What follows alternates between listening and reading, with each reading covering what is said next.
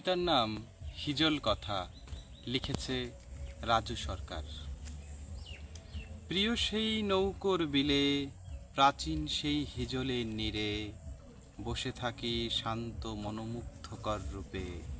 বিলের সজল কালো জলে, তার ছায়া যেন হৃদয় চিত্রপটে। জীবন ব্যস্ততার ফাঁকে বারে বারে এই ছুটে আসা, গাঢ় সবুজ পল্লবের শ্বাস আমার জন্যই রাখা। বসন্তে দেখেছি ঝরা পাতার নৌকো, খেলে বিলে ঢেউে ঢেউে।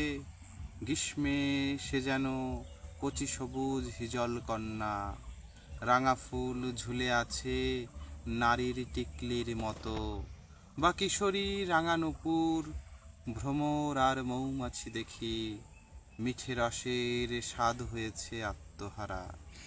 হলুদ দুপুর বেলা বসে আছি যখন তখন ঘন সবুজ ছায়ায়, ছুঁয়ে দেখি বারে বারে তামাটে বর্ণের বাকল দেহখানি।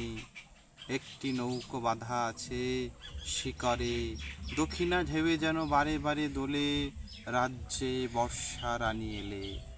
ঢেউে ঢেউে লাগে বিলের দুকুলে, কত রূপ দেখি নিত্য ঋতু জুড়ে।